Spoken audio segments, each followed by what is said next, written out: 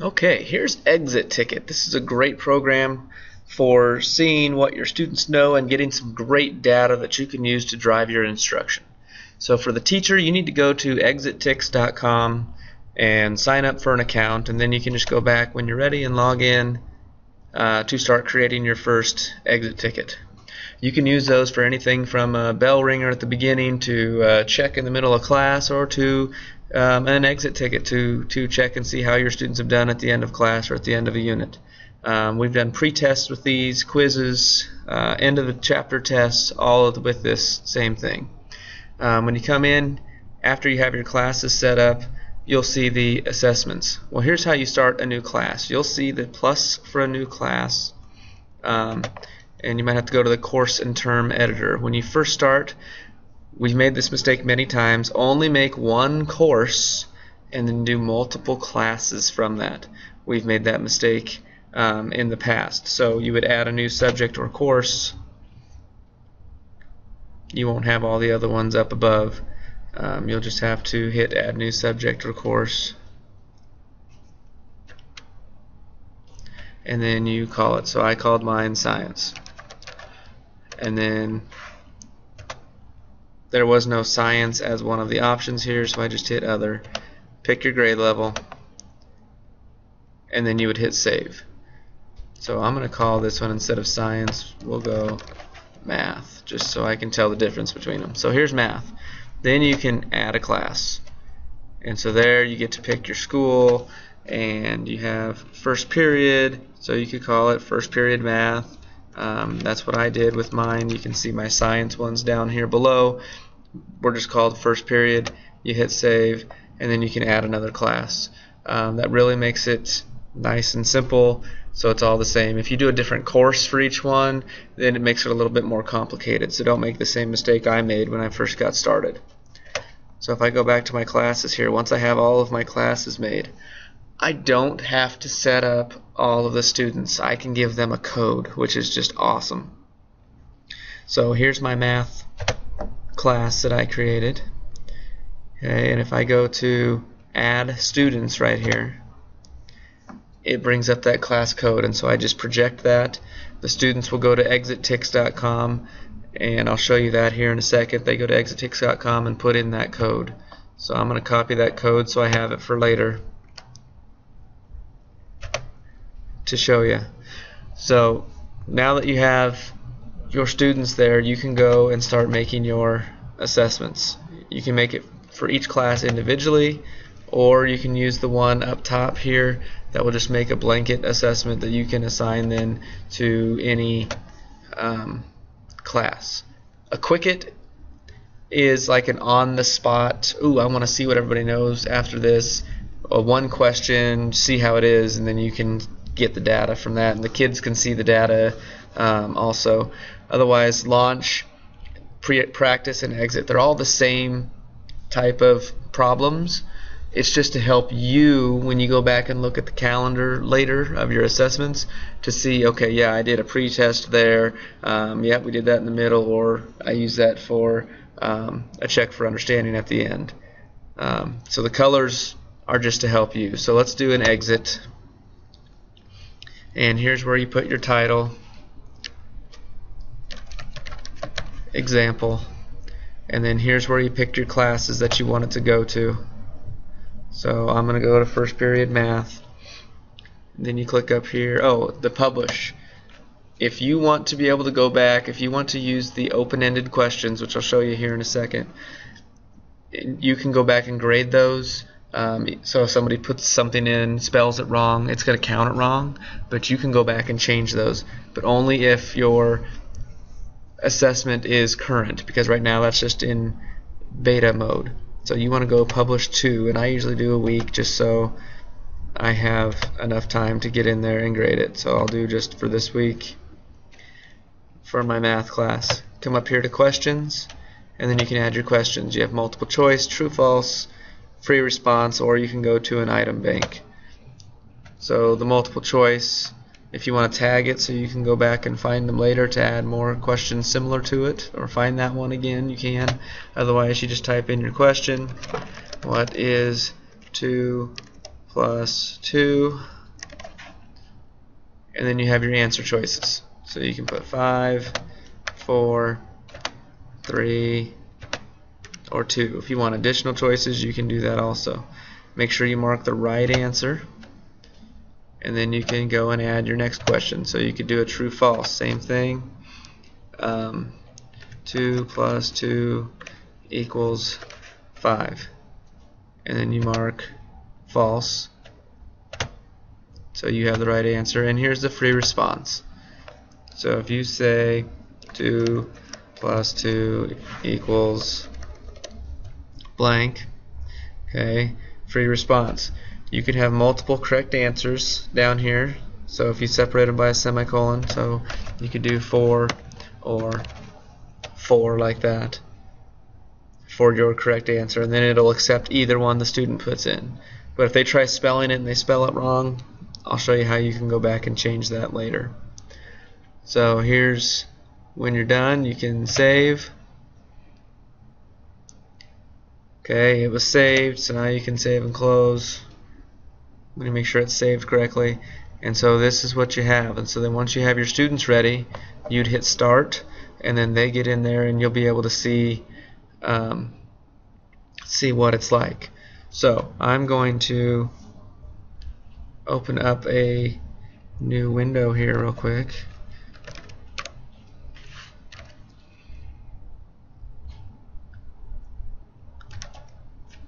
I'm going to use Firefox.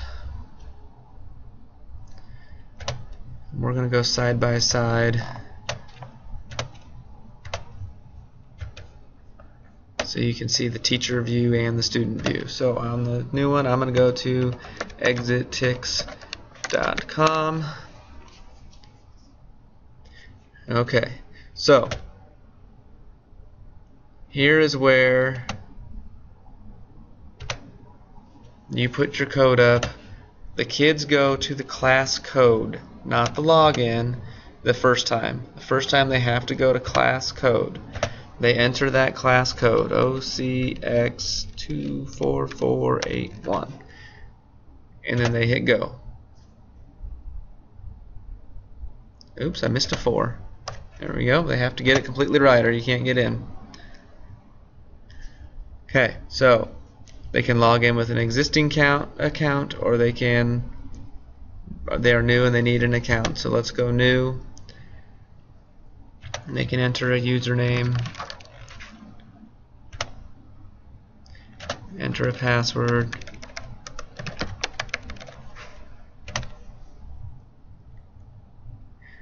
you don't have to let them, they don't have to put their student ID number in there, so you can just skip that one, and then they can ask for the name. I would just do the first letter of the last name. Okay, first 2 letters of the last name, and the account's created. Now right now it says there are no assessments for today, and that's because over here on the teacher side I haven't hit start yet. As soon as you hit start,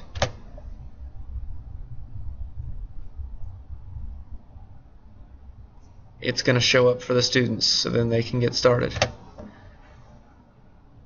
And as you're going through, I'm going to get some answers wrong on purpose here so you can see what happens. Right away, the teacher gets the data. The student gets feedback, continue, so it is 2 plus 2, if I suck 4, there I got one right, and then now you can see over on the teacher side how each problem is being done, and when you have a whole class full, it'll show you each class and how it's going. You can see each person individually, which ones they have right, wrong, and gray means they're not done yet. So as we go through here, we can do false. I got that one right too. So you can see that I got a 66 and nobody in the class mastered that course. The kids get to see their score.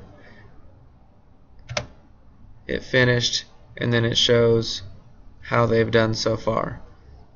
Okay, they can only take it once. If you click on it again, it only tells them it's finished, so they can't go back and take it again. They can go to their scorebook, and if they're in more than one teacher's using it, they can go and look at all of their classes, not just the one. So then it'll show you how they're doing for all the weeks, so they can go back and see week by week how they've done and things like that. Teacher-wise, you can make an intervention hot list. So it'll show you all of the kids who need some help. It'll give you a list of all the kids who need help, and so then you know which kids you need to pull to give more assistance to. And there are none because I didn't do well in this test, but then they also have the superstars, so you can see who got 100 on it, so you can maybe give them some advanced work to do. You get all of that instant data right away. So I'm going to go back and I'm going to make one more assessment here. So you can see, I'm just going to title it some garbage right now, just so you can see the free response. What is your favorite color? And of course it has to be Carolina blue. That should be everybody's favorite color. So I'm going to hit save and close like that, and then we're going to go back here to first period math. Here's my available assessments. I'm going to hit start on that one so my new one shows up. There it is. So now I can go take it. And maybe your kids don't know how to spell Carolina correctly.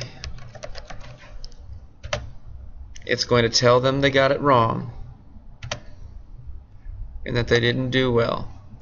But then you can come back to your teacher page and you can go to rubric grading beta. And with rubric grading beta, it's going to show you all of the options that they gave, and then you can go through, and if, oh, that's right, they just spelled it wrong, you can change that to a correct score. So you can go back and give them the right score. So now that person has a 100. So then it doesn't have to be just wrong because they spelled it wrong. When you know that it's right, you can go and change that, which is kind of nice. One other option that you can show, I'm going to go back to today's assessments.